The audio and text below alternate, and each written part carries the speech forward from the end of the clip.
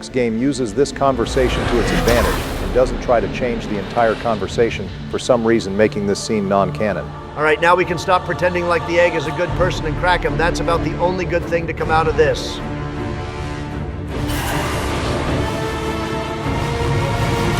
Well, Well, I guess we can get started on that list with a few obvious hints in hindsight that we didn't explain earlier for a more thematic reveal. Take it away, Barry. All right, so after every main quest, Solas has been painting a mural in his room showing the progression of the Inquisition since arriving at Skyhold. Apparently, he must do these right after they happen. We can see everything from the Conclave explosion, the Inquisition forming, recruiting the Templars, the destruction of Haven, and then the Warden, Winter Palace, and Mythal Temple. The last mural showing Corypheus' destruction isn't finished because obviously Solas left, but it shows a wolf mourning over a sword, or more likely a dagger, which translates to his plan on breaking the veil with the Lyrium dagger in Veilguard. Yeah, we can look at the eggs art anytime, but we need one final farewell from Mommy Morrigan. Leliana gave me the note that the hero of Ferelden included for me. She may even have left it sealed. A pity. Most of the companions just have something about Vivienne being the new divine, but there are two standouts here, one being Cullen on leading the Templars, and the other being Iron Bull on the Templars trying to quit Lyrium. Okay, admittedly, I forgot all the Templars start quitting Lyrium because Cullen did sort of like a reverse of those Dare commercials. I really need to rethink this choice in the future. Maybe not so good for us the next time the mages start shitting everything up. What's more important is there are still rifts out there spawning demons.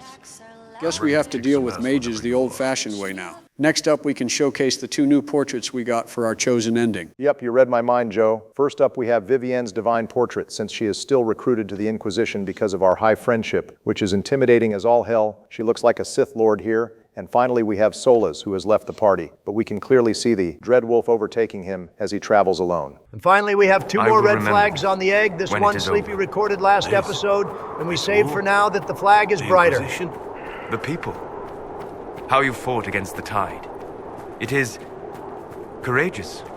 This one took a while, as you have to leave Skyhold and check on Cole a few times. But we can see that Cole was actively looking for Solas after he left. But Solas can use his own spirit powers on our resident spirit. I now must walk in solitude forever. This fate is mine alone. Indeed, I would not wish it on an enemy, much less someone that I once cared for. Though you reach out in compassion, I must now insist that you forget. I'm... What were we talking about? Cole's voice actor went goddamn ham in that scene. He really matched Solas' speech pattern near perfectly. All right, I've had enough of the eggs nonsense for this episode. Close us out here. Obama, I need a Dead Space break. Sure thing, this is already the longest episode we have made so far, and we probably have a longer one coming. Viewers, thank you so much for watching. Don't forget to leave your comment question on your favorite moment in our Inquisition series. We are going to feature quite a few to celebrate the finale next episode. If you like fantasy games, D&D, or other President's videos, join the Discord links down below for a chill community that Fox is active on. If you want to support the channel in a more personal way, feel free to become a channel member on YouTube or join our Patreon down below for shout-outs at the end of every episode and access to episodes a day early. Thank you as always to our Commander tier members: Normandy 1998, Zachary Waller, Chance Smith, John Damon, Fraziano, Variant 1872, Jack Katsu, Nerd and Proud, Spartnerd 117, and George Gale. Next time we have another Dead Space episode coming at you, before we finish our Inquisition series with Trespasser, and hopefully end with Cassandra sitting on our face. But for now, stay safe. Obama out.